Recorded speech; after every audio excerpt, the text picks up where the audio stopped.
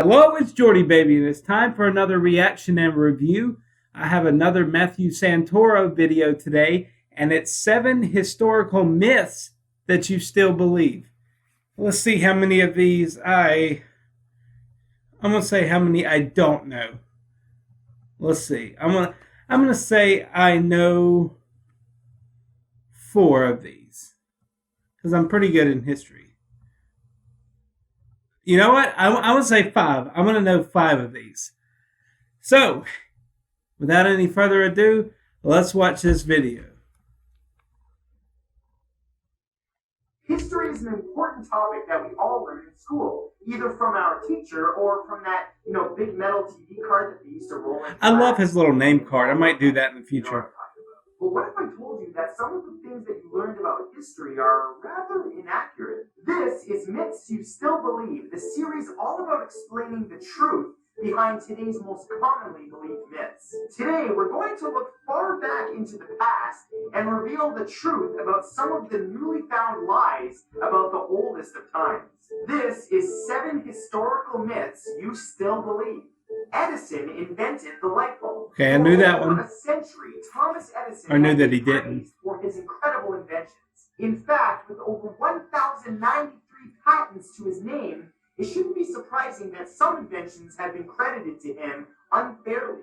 One of the biggest being the thing that we use every day, the light bulb. Over 40 years before Edison was even born, the light bulb was invented by an English scientist named Sir Humphrey Davy.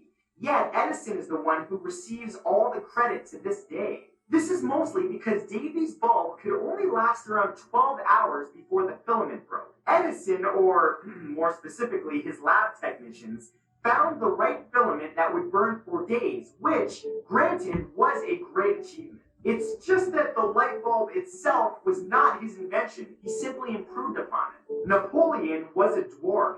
Napoleon Bonaparte, a military strategist and political figure, rose to power and became a leader for France. He was average height. Despite maybe a little his taller. Victories and legendary leadership, it was widely believed, even to this day, that he was a little person. Well, this myth can actually be traced back to several sources, however, the main one being British propaganda and his nickname, which he acquired early in his military career, named the Little Corporal. Surprisingly, this title actually has nothing to do with his size, but instead mocked his low rank when he was the first to successfully lead units into victory. In truth, Napoleon stood about 5 feet 6 inches, which is in no way considered a dwarf. Now, that being said, of course, he wasn't the tallest of generals, but definitely not the shortest. George Washington was America's first president. Ooh, this one's gonna blow some of your minds. It blew my mind. Napoleon was leading a revolution to liberate France. The man most considered to be the first president of the United States was making it well known that America was not going to get involved. However, and get ready for this one, George Washington was technically not the first president. No, in fact, the United States in Congress assembled appointed Peyton Randolph the first president during the American Revolution, and Washington was quickly made the commander of the new American Continental Army. I'll take umbrage with that one. Defeated the British, he became America's first popularly elected president. The first president under the new Constitution, yes, but in actuality, he was the 15th president to lead the United States. Vikings wore horned helmets. The idea Alright, I knew that this was a myth. hardened group that practiced more strategy than you might think would wear such a ridiculous thing into battle is completely false, despite what most of us have thought all of these years. In reality, horns on a helmet would that looks like titties or something. Something Madonna would wear back in the day. Knock the head protection off of the Viking, or when trying to grab something to pull the warrior down. No, actually, archaeological evidence indicates that most Vikings went bareheaded or wore leather headgear, sometimes reinforced with wood. A probable source of this myth is found in romanticized versions of Viking artwork that appeared around the mid-17th century to 18th century and was popularized in the 19th century. The USA became independent on July 4, 1776. Once again, America, get ready to have your world rattled. When the night sky lights up as 4th of July, Remember what you're actually celebrating, America. Now, while it is definitely true that the Declaration of Independence was signed by the founding fathers of the United States on July 4th, 1776, the war actually lasted another 7 years. The truth is, independence was officially won from England on September 3rd, 1783, when British King George III and U.S. leaders signed the definitive Treaty of Peace. This truly marked the beginning of a free America, and what's celebrated on July 4th isn't the official day of true freedom, but instead the anniversary of the Declaration of Independence being signed. Witches were burned at the Salem witch trials. I knew that that's a myth. Pop culture has given life to this myth. During the Salem witch trials of 1692, over 150 people were arrested under the ignorant suspicion of being a user of dark magic. Of them, 31 were tried and 20 were executed. Also, of the 31 who were tried, 6 of them were actually men. While movies and dark novels will tell you about witches being tied to large trunks and burned as they stood there screaming, this was actually not the method of execution. The witches were actually all hanged, except for one who was crushed to death with heavy rocks. Ouchie. Columbus first claimed that the earth was round.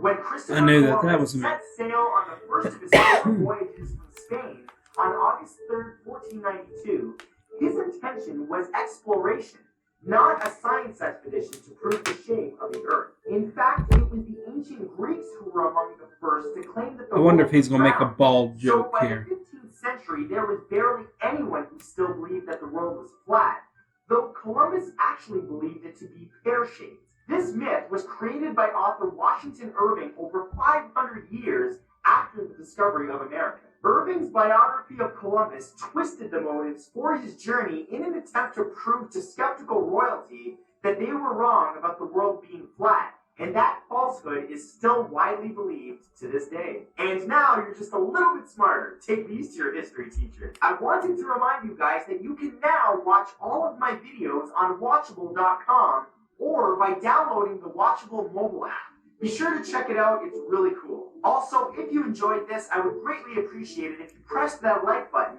and be sure to subscribe to my channel so that you catch my next video. And if you want even more content What's the ghost right now, be sure thing? to check out my blog channel by clicking the link in the description. And equally as important, don't forget to follow me on Twitter, Snapchat, and Instagram, which is the best way to keep up with what I'm doing. I guess. I love your faces, and I will see you next video. Bye. Bye.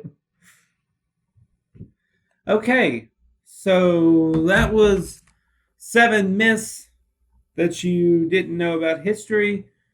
It was pretty good. Excellent quality. I like the song that he had in the background.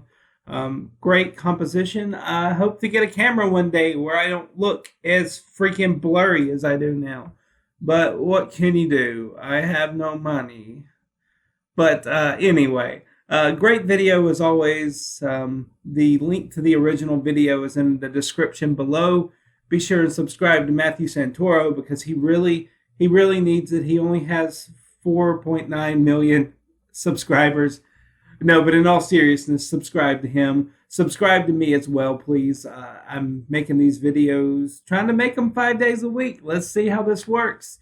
It's not the most difficult thing in the world to do. I'm not going to be one of these people that say reaction videos are the most difficult thing, because they're not. But consistency is always the key, and it's always pretty difficult. So anyway, what do you guys think? Go down to the comments. Give me your 2 cents. Let me know what you thought. How many did you know? I got 6. I know 6, so I feel kind of like a smart ass right now. So yeah, it means nothing, but I feel good. So if you want to make me feel even better, subscribe, and I'll see you later. Bye!